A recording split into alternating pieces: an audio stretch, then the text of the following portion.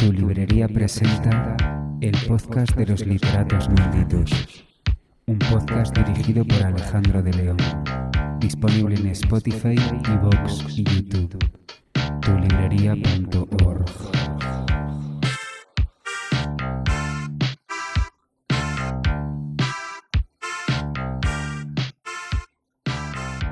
Buenas a todos, un episodio más del podcast de los literatos malditos. Por aclararle a Gema, que es nuestra invitada de hoy, entendemos malditos como contra la tendencia. Entonces, bueno, nuestro invitado de hoy nuestra invitada es Gema Solsona. Y bueno, encantado, Gema, de tenerte aquí. Hola, ¿qué tal? Alejandro, muchas gracias a vosotros por haberme invitado y más a un lugar que además se llame así, ¿no? De literatos malditos, que no hay nada más que me guste a mí como escritora oscura que las maldiciones y los hechizos. Así que muchas gracias y encantadísima de estar aquí. Pues mira, que sepas que hemos tenido dudas, tuvimos dudas al ponerle nombre al podcast porque dijimos, joder, a ver si va a llegar alguien y le va a molestar lo de maldito, ¿no?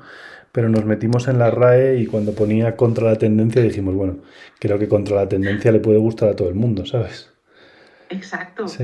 Yo creo que es así y además pienso que cuando si son escritores, debe haber de todo, supongo que habéis entrevistado o entrevistaréis a escritores de muchos géneros, pero dentro del fantástico, del terror, el adjetivo de maldito no creo que precisamente sea algo mal visto, ¿no? Total. Bueno, como hay gente para todo...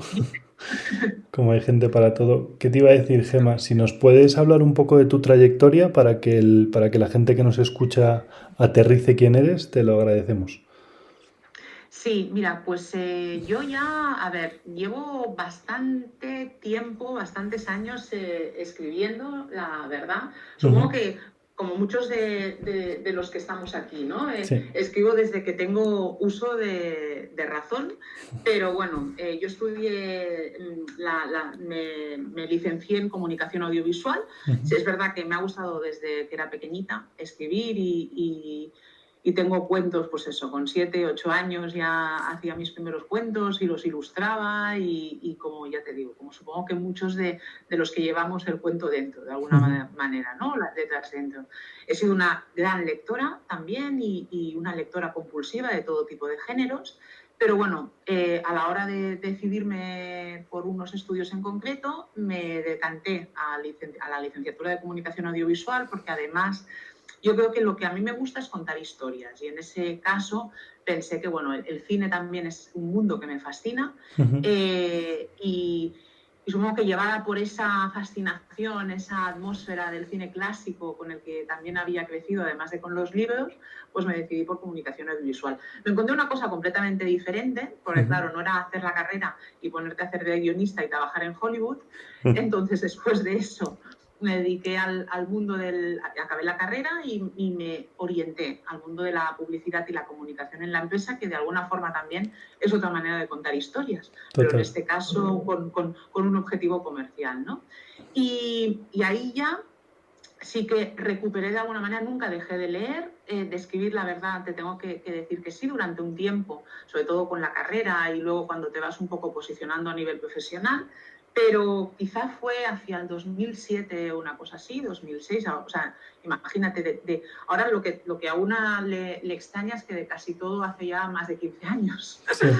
pero sí, creo que fue 2006, 2007 que decidí recuperar esa faceta de contar historias, pero por el gusto de contarlas y de contar historias de ficción, y me apunté a una escuela literaria en Barcelona. Entonces allí estuve y me dediqué al mundo del relato. En ese momento hice escritura creativa, hice relato, acabé haciendo de profesora, allí en esa escuela estuve durante más de 10 años y con ellos la escuela es Aula de Escritores en Barcelona y con ellos publiqué en la editorial que tenían, publiqué mi primer libro de relatos, que fue un poco como ese pistoletazo, ¿no? De salida que te da a entender de que lo que escribes puede interesarle a alguien más allá de ti misma o más allá de tu familia y de tu pareja o de tus mejores amigos, ¿no? y publiqué un libro que es con un compañero mío de la escuela que se llama Tebu Guerra y que todavía escribe, ahora él se ha decantado más por la poesía, y publicamos nuestro primer libro que es eso, o sea, pienso, ¿cuántos años hace ya de ese primer libro? Y creo que fue en el 2009. Era un libro que se titula Valguamar, cuentos de lugares, amores y difuntos, y era un libro en el que ya creo que estaban, ¿no? Aparecen algunas de las características que a mí me gustaría pensar que me definen como autora, ¿no? Un amor por las atmósferas y por los espacios. Es un libro de relatos y hay un punto de fantasía y un punto de oscuridad en cada una de esas historias, que yo creo que de alguna forma es lo que he ido llevando a lo largo de todos estos años que me he seguido dedicando a la escritura. Después de Valguamar vino otro libro de relatos. También siempre, de momento, mi escritura es a la historia corta, es en narración corta, es en cuento. Entonces vino un libro de relatos ilustrados por Judith García Talavera, que se titula Maullidos, que son historias de mujeres, gatos y fantasmas, y tienen también un punto nostálgico y de misterio en cada uno de los cuentos. El hilo que lo une son esos gatos que aparecen y desaparecen a lo largo de todas las historias de Maullidos.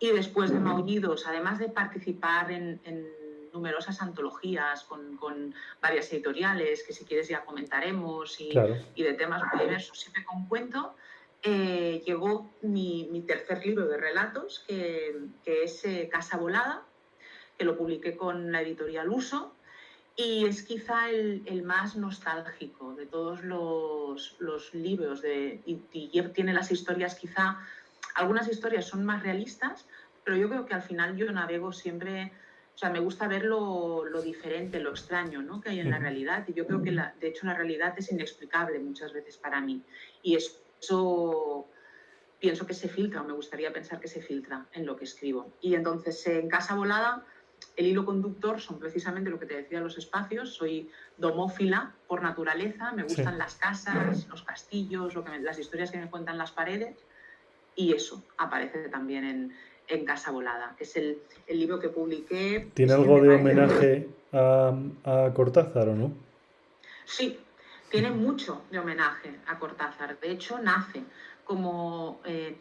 al final tú ya sabes, Alejandro, que yo creo que las historias no sabemos por qué, de repente un día nos viene una inspiración, nos golpea y tenemos que escribirla. Entonces es lo que me ocurre. Y luego poco a poco vamos viendo, ¿no?, qué es lo que va enlazando esos cuentos que estás, al menos en las antologías de relatos. Siempre hay algo que al final acaba uniendo las historias que te obsesionan durante un tiempo determinado, ¿no?, en el que te has dedicado un libro. Y con Casa Volada, el primero de los cuentos es precisamente el que abre el libro y el que da título a la antología, que es un homenaje a Casa Tomada de Cortázar. Cortázar yo creo que es un maestro del relato para todos aquellos que escribimos.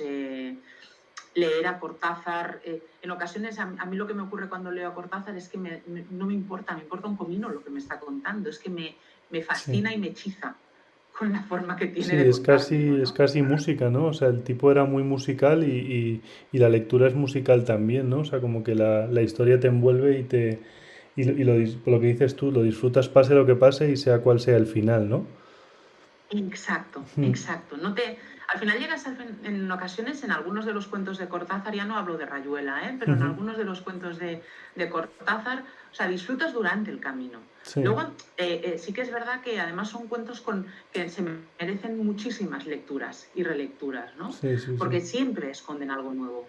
Yo creo que es, en ese sentido, por eso es maestro del cuento, ¿no? Porque esa idea de que en el cuento siempre tienes que ocultar algo, siempre tiene que haber un secreto, yo creo que eso precisamente ocurre en cada una de las historias, ¿no?, de Cortázar. Sí.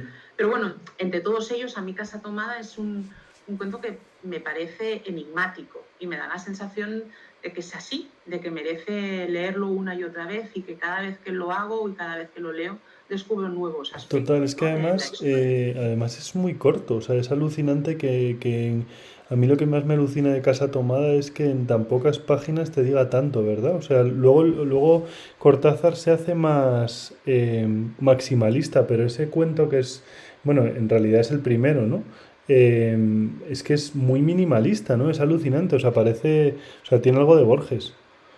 Sí, sí, además es que es así, tiene un punto de extrañeza. Pero bueno, yo creo que Cortázar tiene varios relatos extraños e insólitos. Es que Cortázar a mí me da la sensación de que era un juguetón, ¿no? Un Sí. disfrutón de la literatura y jugaba con las palabras, ¿no? Y jugaba con la forma de narrar y hacía lo que le daba la gana, porque Sí, realmente además tenía era como gran muy dominio en su... experimental también, me da la sensación, ¿no? O sea, Sí, que tiene, o sea, de repente puedes encontrarte un libro como El último round o ¿Qué tal Lucas y tal, que son libros completamente experimentales que luego ni repite, o sea, es una fórmula que como que se aburre y va a otro sitio, ¿no? O sea, tiene algo de jam session, ¿no? Él que era tan jazzista, pues hay algunos... exacto, exacto. Yo fui a una conferencia que dieron en el Caixa Forum en el que Ajá, hablaban de la literatura de Cortázar comparándola con el jazz. claro. Y precisamente decían eso, que era, o sea, cuando tú dominas la técnica, Ujú. puedes crear, puedes innovar y puedes jugar como te da la gana, ¿no? Y Sí. desordenar las cosas, improvisar, Sí, el ¿no? otro día, O aparentemente improvisar, ¿no? el otro día Mm. estuve en una, bueno, escuché una conferencia sobre la biblioteca de Cortázar. No sé si tuviste oportunidad en la Fundación Juan March y Ostras, pues no. te la voy a mandar No. luego. Sí, por Y está favor, luego genial mándamela, porque además te em, contaré otra cosa. porque es una mujer que explica cómo es la biblioteca y cómo era la biblioteca una vez que llegaron allí cuando él murió y tal. Y creo que estaba como llena de recortes y de inspiración y tal. Entonces como que de repente había un libro y tenía 20 panfletos dentro, una entrada del cine, un ticket para el boxeo y tal, ¿sabes? Eso cada libro, ¿no? O sea, para él cada libro no solo que escribía, sino también que leía era como una experiencia, ¿no? Entonces iba metiendo lo que le ocurría a la vez que leía el libro, ¿no? Claro, es que es eso, es una experiencia completa, yo Mm. creo. Y algunos de los cuentos, esa sensación de disfrute que Ujú. tenía al escribir, a mí al menos no te sabría decir por qué o cómo. Tendríamos que dedicarle entonces, yo creo, una charla solo a Cortázar, ¿no? Y Sí, hablar de eso. Pero a mí me la transmite, Alejandro. sí, Yo sí. cuando leo a Cortázar es esa sensación la que tengo. Lo que tú decías de la musicalidad, pero Ujú. además de eso, del disfrute que tenía este hombre por las palabras Sí, y sin emborracharse con ellas, ¿eh? Porque en ocasiones los escritores podemos pecar de eso, sí, sí, sí. precisamente, Sí, además de Cortázar como que da una emborracharnos. cercanía que parece que podría ser amigo tuyo, ¿verdad? Cuando le lees. Es como que Sí, te cae sí. genial. Sí, yo sería uno de esos escritores, o sea, yo por ejemplo no sé si me iría a cenar con Borges, Ya, sinceramente te lo digo, si hiciéramos una sesión de Ouija, no sé, en este caso no sé si podríamos llamarle escritores malditos, sí. pero escritores musos, con Borges no sé si me atrevería a irme a cenar, pero con Cortázar sí, yo me Pues, haría una Ouija pues, con Cortázar y me iría a cenar con él. pues sabes que Sabater cuando estuvo con Borges, tiene un libro sobre Borges que se llama, no me acuerdo, como El giro metafísico o algo así. Uh -huh. Buenísimo, Sabater sobre una visita que hizo Borges a Madrid y la verdad que cuando lo leí aluciné porque te pone un Borges como que no te imaginas. Dice que era un tipo que aceptaba todas las invitaciones, que era como súper educado, que cualquier plan que le hicieran, él era mucho más mayor que Cortázar, pero cualquier plan que le proponían los estudiantes iba con ellos y tal, y la verdad Pues no me lo que imaginaba así, ¿eh? De yo tampoco, verdad, yo tampoco, Alejandro. yo A mí tampoco, me daría muchísimo respeto, porque además, claro, es que era un hombre tan culto que incluso leer sus cuentos en sí, ocasiones para mí requieren un esfuerzo, ¿no? sí, Es así. Yo creo que leer a Borges no es fácil. sí, Mientras que leer a Cortázar, a lo mejor hay cosas que no estás captando, pero te dan lo mismo. Por eso, por la forma que tiene de sí, contarlo. Es mucho además más es que yo creo que próximo. a Cortázar le puede leer pues un adolescente que se quiera enamorar y también un psicoanalista freudiano, ¿sabes? O sea, le puede, tiene como Exacto, muchas capas, ¿no? exacto. ¿Y qué otras Y es así. influencias tienes para salirnos de Cortázar? Bueno, es que podríamos estar hablando de Cortázar Total, y solo te digo una cosa más. Esto de la dime, biblioteca me lo tienes que pasar por porque ya te favor, digo, sí, o sí, sí. sea, Casa Volada nace gracias a Casa Tomada y Ujú. luego acaba formándose por esa obsesión que yo tengo por los espacios domésticos, por las casas, por los espacios donde ocurren las historias, ¿no? Y me encanta recrear atmósferas cuando escribo. Y se une todo eso gracias a una amiga mía, a la que yo llamo Miss Cortázar. Ella sabe quién es, que es una fan acérrima, cómo no, de Cortázar. Entonces, esta charla de la biblioteca se la pasaré, como no, claro, a mi amiga Miss Cortázar. Y el libro nace precisamente porque ella me dio el hilo, que fue leyendo a otra gran autora, que es Natalia Ginzburg, y un libro que se titula La ciudad y la casa, en la que Ginzburg tiene una frase que dice que más o menos, que las casas tú las puedes alquilar, las puedes vender, las puedes dejar a alguien, pero siempre las llevas contigo. Entonces, esa fue la frase que me dio pie a pensar que los cuentos que formaban Casa Volada estaban todos ligados a través de los espacios en los que vivían y transcurrían las historias protagonizadas por los personajes de Casa Volada, de esos diferentes cuentos, que hay niños, hay mujeres, hay de todo un poco, hay fantasmas, y se unía precisamente por eso, por los espacios que habitan, ¿no? Bueno. Así que estaba todo ligado por Cortázar, por el primer cuento, y luego por esta amiga mía que precisamente se llama Miss Cortázar y a quien dediqué el libro también, y a otro amigo también que me ayuda siempre, que es Tiro Liro. Son nombres seudónimo, pero ellos saben quiénes son y lo mucho que me ayudan. Y bueno, y el libro nace un poquito gracias a esto. Qué bueno. Y háblanos de tu último libro, porfa. Bueno, elige pregunta. O último libro o influencias. Mira, yo creo que podemos unirlo todo. Venga. Un poquito.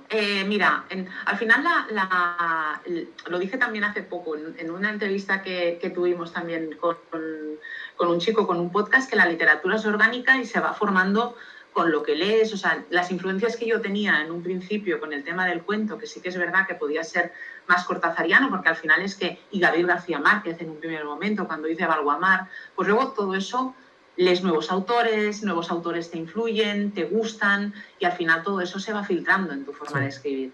Entonces, me gustaría pensar que una cosa son lo que me gusta, naturalmente, porque ahora lo que te voy a decir es como muy ambicioso, pero ahora mismo yo siempre digo que mi triángulo de musas está formado por Ana María Matute, por Angela Carter y por Shirley Jackson, que han sido autoras que he descubierto en los últimos años. Bueno, Ana María Matute llevo ya años leyéndola, igual que a Martín Gaite, por ejemplo, que son autoras que me apasionan, ¿no? Y que gracias a Las Brujas tengo todavía varios libros por leer de Gaite y alguno todavía de Matute, así que continuaré disfrutándolas.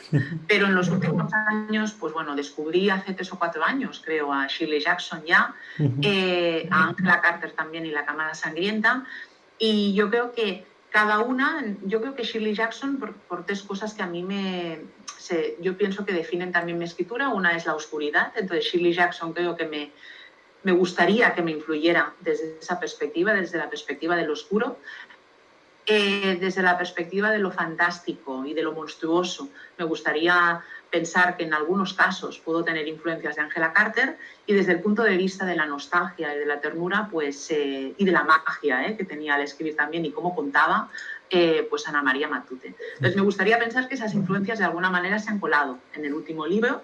¿Cómo se llama el libro? Dinos, porfa. ¿Cuál es el nombre del libro? El libro lo publicamos en febrero, se titula Blancogramas. Lo publico con In Limbo, que es una editorial de lo inquietante, de las manifestaciones perturbadoras, así que es una editorial muy de escritores malditos en este caso. Nos encanta hablar de editoriales en el podcast, así que si nos puedes contar... Pues sí, mira, In Limbo nace en marzo del año pasado, que fue un momento maravilloso para nacer, ¿no? Como editorial, yo creo. Sí. Y yo entro en contacto con In Limbo a través de Ana Martínez Castillo, que también es escritora. Ella leyó Casa Volada y le gustaron los relatos de Casa Volada, y yo me enamoré también de sus relatos en Reliquias, que es un libro de relatos de terror también que había publicado con Eolas Ediciones, que es otra editorial también que yo creo que hay que seguir, que está haciendo un trabajo inmenso a nivel de recuperar autores también como Emilia Pardo Bazán y descubrir otros talentos como por ejemplo la propia Ana Martínez Castillo. Y yo me enamoré de sus relatos, yo me gustaría pensar que se enamoró de los míos al leer Casa Volada. Seguro. Y bueno, entramos en contacto para ver algunas antologías que yo coordiné el año pasado, donde las hadas nos aventuran, con Apache Libros, otra editorial también que siempre recomiendo, Sí. y que están haciendo un trabajo increíble a nivel de fantástico, terror y ciencia ficción, y a José del Río, que lo quiero un montón. Y con él coordiné Donde las hadas nos aventuran. Puede ser que próximamente haya más proyectos, pero de momento no puedo hablar de ellos. Uh-huh. Y Ana la quería en esta antología. Entonces, Ana me quería también a mí en alguna de las en una antología que quería publicar con In Limbo, que la publicamos en octubre del año pasado, que se titula Ars Muriendi, Cuentos de la no vida. Es un libro dedicado a la muerte y en el que tenemos autores, pues bueno, como David Roas o María Zaragoza, Solán Rodríguez Pape, la propia Ana o yo. Y bueno, coordiné esta antología con ella. Y ahí, pues nada, me comentó si tenía algo que fuera inquietante, que fuera siniestro, y de ahí surgió Blancogramas, que era un poco son 7 cuentos muy influenciados, porque lo que te comentaba, pues lo que lees al final se acaba filtrando, dosificando, ¿no? en la lectura. Y yo leí varias historias relacionadas con las locas del desván, algún ensayo que se había publicado relacionado con esa figura que se antepone, que es el contrario del ángel del hogar, ¿no? Que es esa idea de la mujer perfecta en la época victoriana, ¿no? Y las locas del desván pues eran las brujas, eran las mujeres que de alguna manera se apartaban de lo que era correcto, ¿no? O de lo establecido. Y leí un libro en concreto que es Sancho Mar de los Sargazos, de Jean Rhys, o cuentos como El tapiz amarillo, de Perkins, y todo eso yo creo que de una manera u otra se ha acabado colando en Blancogramas. Hay muchos, de hecho está dedicado a mis locas del desván, a esos personajes que son los que precisamente a mí me gustan, que esos sí que son personajes malditos, yo creo, esas mujeres malditas, herederas de las brujas, y eso se ha filtrado en el libro, y además, naturalmente, el blanco del título, ¿no? Hay una... Sí. Eso fue como algo que me di cuenta de manera... o sea, no era consciente de que en cada uno de los cuentos el color blanco estaba. En Blancogramas hay títulos como, por ejemplo, Cucarachas blancas o Blanca Piedad. El color blanco se filtra en el título, pero también en la historia.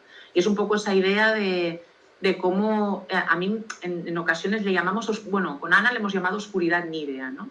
Es lo perturbador de ese color blanco que siempre puede estar a punto de ensuciarse. Creo que esto lo decía Mónica Ojeda en Mandíbula, ¿no? Y que de hecho también la cito en el libro al principio, porque creo que fue un poco ese flash que me ayudó a pensar que por qué estaba yo escribiendo tantas cosas sobre la pureza, sobre el blanco, sobre los seres aparentemente angelicales que en realidad son los peores monstruos con los que nos podemos encontrar. Pues todo eso yo creo que está en Blancogramas. Hay locas del desván, está la pureza del blanco, la monstruosidad y sobre todo la parte más oscura, ¿no? Sí. De lo que he escrito hasta ahora. Qué bueno, da gusto oírte. ¿Qué te iba a decir? Me tienen prohibido superar los 30 minutos de podcast. Porque me dicen... Ya nos vamos acercando al final, nos vamos acercando y me dicen que es que la gente no los escucha y no sé qué. Así que es que yo, claro, como me suelo enrollar con los podcasts, necesito avisaros porque si no me regañan. ¿Qué te iba a decir? Haznos una recomendación, por favor, a ver a quién podemos entrevistar, porque estamos encadenando entrevistas y nos gusta que tú hagas como un poco bueno, como de enlace entre la siguiente entrevista y esta, ¿no? Pues mira, yo te recomendaré a 2 autoras con las que tengo relación también por temas así de damas oscuras. Una de ellas, naturalmente, es Ana Martínez Castillo, porque yo creo que además os puede dar esa visión, ¿no? Tanto del mundo editorial, por un lado, a través de In Limbo, como por parte como autora también, como escritora. Ahora, próximamente, no digo nada porque ya lo dirá ella, pero también está a punto de sacar un libro. Y además, Reliquias es una auténtica maravilla, yo creo, de del terror. Así que os recomendaría, pues eso, hablar con Ana Martínez Castillo y a los que nos escuchen leerla. Y luego otra autora que también creo que puede dar juego por dos aspectos distintos, ¿no? Que es tanto como librera como también escritora y amante de las letras, que es Isabel del Río. También está próximamente, creo que va a sacar libro, pronto, pero ya lo contará ella también. Y además de Dama Oscura, porque sé que también le gustan muchísimo todas estas historias de terror y con ella compartimos un club de lectura y compartimos autoras musa y fetiche, además de eso es gran amante de la literatura fantástica. Qué bueno. Y creo que por ahí también fantástica, juvenil o mal llamada juvenil, ¿no? Porque yo creo que es literatura también para todas las edades. Así que creo que son dos autoras distintas y parecidas. Pues estaremos encantados de entrevistarlas, suena súper interesante y la verdad que, joder, ha sido un placer conocerte, que tengas un montón de suerte con el lanzamiento del libro y con los libros anteriores, por supuesto, pero desde luego que tienes unos cimientos muy sólidos, ¿no? sobre los que edificar. Y además me encanta que me hayas recomendado una editora y una librera, porque cuando decimos literatos nos referimos a todo el mundo que tiene algo que ver con la literatura, ¿no? O sea, queremos que este podcast ayude a la industria en general, ¿no? Entonces la industria es desde el que escribe hasta algún día entrevistaremos incluso a un distribuidor, ¿no? Porque hay que ayudar a la industria en general, ¿no? Al editor, al escritor y al librero. Bueno, estamos felices, así que millones de gracias, Gemma. Perfecto, y bueno, y yo ya te pasaré también más ideas y porque la verdad es que es así, amantes de las letras hay muchos. Pues por favor, siempre que tengas una idea, aquí le damos voz. Y yo quedo pendiente de enviarte el link de la biblioteca de Cortázar. Hoy sí, por favor, Alejandro, lo voy a estar esperando, vamos, para enviárselo a Miss Cortázar, Muy bien. Amiga, que lo va a disfrutar muchísimo. Bueno, pues un saludo a Miss Cortázar, que nos estará escuchando. Un abrazo, hasta luego. Adiós, muchas gracias, Alejandro. El podcast de los literatos malditos. Tu librería.org.